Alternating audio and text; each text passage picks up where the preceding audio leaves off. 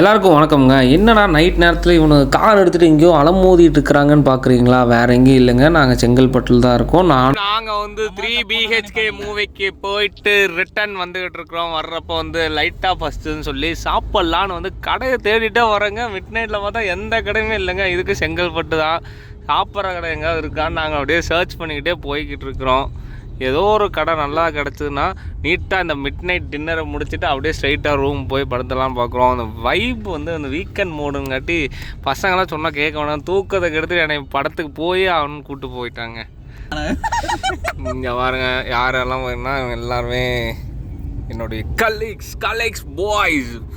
மதனகோபால், மனோஜ், விஸ்வகேஷ், ஹரி, அல்தாஃப். இங்கே வந்து ஆக்சுவலி வந்து ரொம்ப டார்க்னஸ் ஆகிறதுனால எனக்கு வந்து இது. ஸோ நான் தான் ப்ளாக் எடுத்து ஷூட் பண்ணுறேன். So please can you please டோன் ஆன்ஸ் காப்பிரைட் இஷ்யூ வரும்.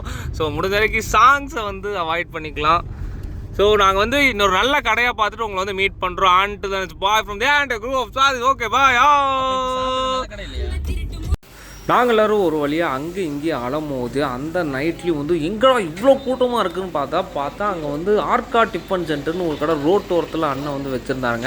அங்கே போய் சாப்பிட்லாம், ஏன்னா எல்லாருக்குமே ரொம்ப பசி வேறீங்களா. சரி எப்படியாவது சாப்பிட்டே ஆகணும். நாங்கள் எல்லாருமே அங்கே போய் காரை ஒரு பக்கம் வந்து பார்க் பண்ணிட்டு சைடில் போய் சாப்பிட்றலான்னு போனோம். போய் பார்த்தா அண்ணன் வந்து மாவுலேயே வந்து விளாண்டுருக்குறாருங்க. இப்போ நைட்டு 12 மணிக்கு கூட அந்த கடையில் அவ்வளோ கூட்டமாக இருந்துச்சு. அண்ணன் வந்து வேறு லெவலில் தோசையெல்லாம் ஊற்றிட்டு இருந்தார்.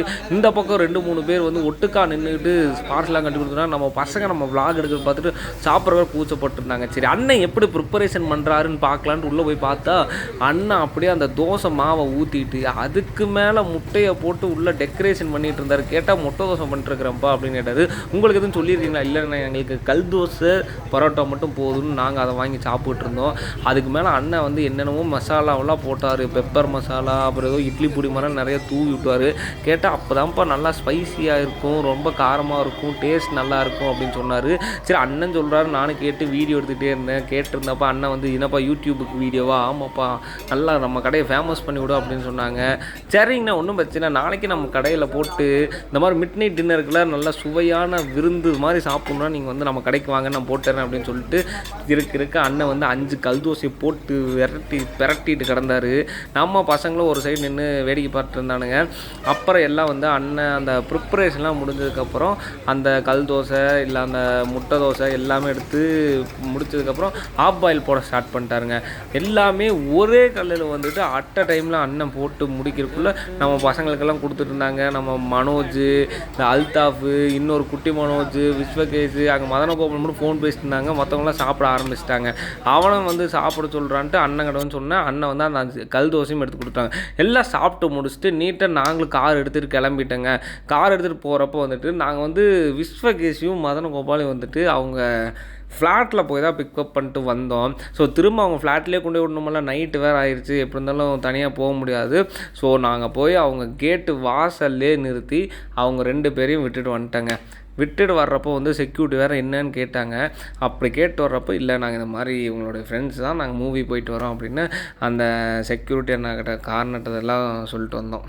அப்புறம் என்னென்ன பார்த்தோம்னா அப்படின்னா டிக்கி ஓப்பன் பண்ணி பேக் எடுத்துருக்குறாங்க. ஏன்னா ஆஃபீஸ் விட்டுட்டு நாங்கள் ரூமுக்கு கூட போகணுங்க. ஸ்ட்ரெயிட்டாக ஆஃபீஸ்லேருந்து எல்லோரும் மூவிக்கே போயிட்டோம். அந்த மூவி வந்து 3 BHK தான், நான் ஃபஸ்ட்டே சொன்ன மாதிரி சூப்பர்பான மூவி.